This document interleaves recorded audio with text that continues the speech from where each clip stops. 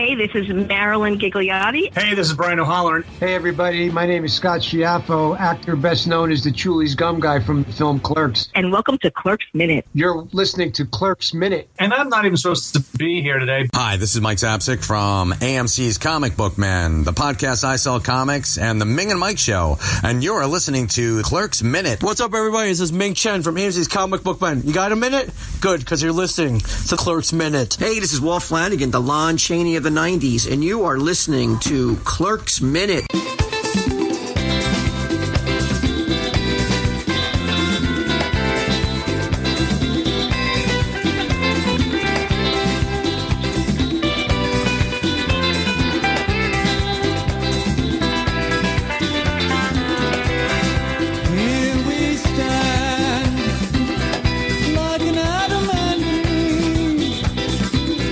Hello, everyone, and welcome back to Clerks Minute, where we're breaking down the 2006 Kevin Smith sequel to Sit Down and Off and Have a Serious Conversation, minutes at a time. I'm Blake. I'm Kyle. And, we actually have our first real sit down and have a conversation minutes, really, in this movie, because we haven't had that yet, which was the trademark of Clerks. Yeah. And this is the first time we're actually doing two quiet, sit down and have a conversation scenes here. So, what we jump into, we continue our conversation from Monday with Mike, and pretty much, Bex actually is clarifying that every mother tried to teach her little girl but she's got to learn on her own. That guys that look like you have a lot more to offer because you're always try harder than the pretty boy. Dante takes this a bit of offensive and then when am I some hideous fucking chud over here? But Becky, and I want to read this because it's pretty much I understand the feelings here and it actually explains a lot. We'll go through this bit by bit. You're a catch, kind of. But and Emma's a catch too. Not only is she pretty, I love the fact that's in there because you know who Emma's played by. I like the fact that's in there. But she'll make all your decisions for you, which is lucky because you're pretty terrible at making decisions. Stop there. So I love the fact that we're now breaking down Dante's character at this point because we joked about that in the first movie. Yeah. How terrible Dante is at decision making. Well, it's a combination of him being terrible decision making and very, very, very, very, very poor judgment. Yes. So Dante pretty much says so my last day is about you telling me what an ugly, indecisive loser I am. I feel like we have the Crystal Beth back on the air for this one. Go back to that episode if you're wondering. So here we go. I like this because this pretty much sets up a bunch of time frames of when the fire happened to where we are now. Yeah, I like this because we're talking about a time jump. This is a big time jump. Come on, you worked at the Quick Stop for what, a decade, and you've been here for a year almost. And since day one at both jobs, all you've ever said is how you needed to get out and start your life. So that means we started the movie, we had the fire. Yeah. Now we're here.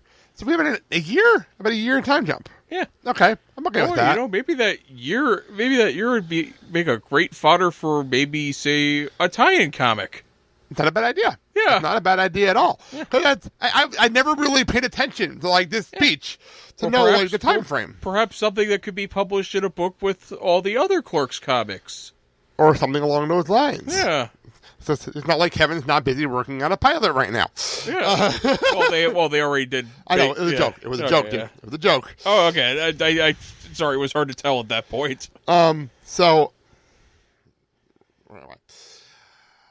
it wasn't until Emma walked through the door, and I love this, and was like, come down to Florida with me, and I'll fuck your brains out, and my daddy will give you a job, and blah, blah, that you actually went and did something about it. And I get it. She's your golden ticket. I knew you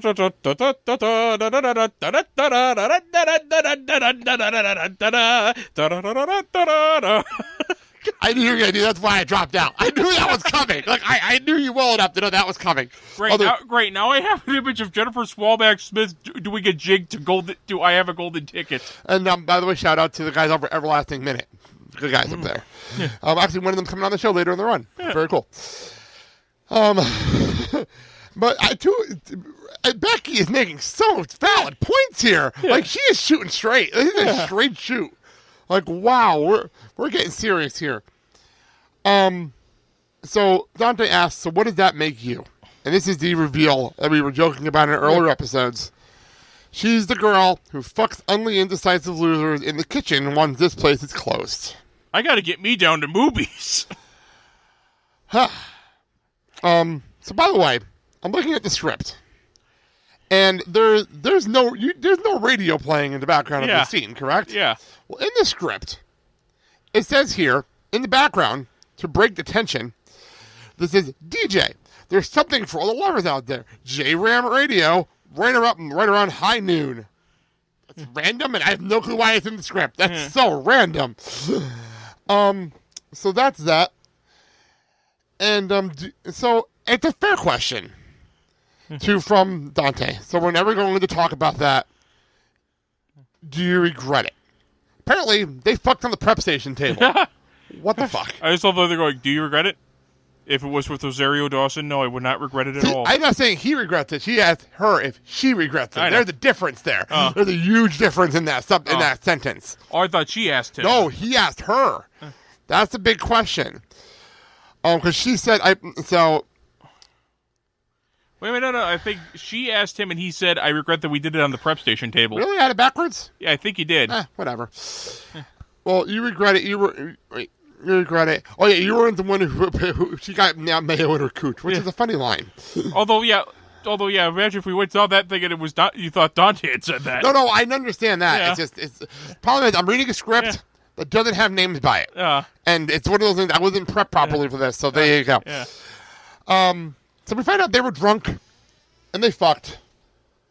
And the breeze just opened our door. That was weird. And that's where we end the scene. And that's where we end our episode here. So, any thoughts before we move on? Not really, no. Okay, cool. Except I don't think that was mayonnaise. That's bad. That's bad. Well, in our next episode, we'll continue this conversation and move on. We're going to have Neil McGowan from Bat Minute on in our next episode, our first international guest of the season. So we'll have him on in our next show. That being said, another quickie. We're in and out. Not a whole lot to really say here. No big deal. It's been a crazy couple of weeks here with guests, and we have more to come. So thank you so much for tuning in and enjoying the show with us.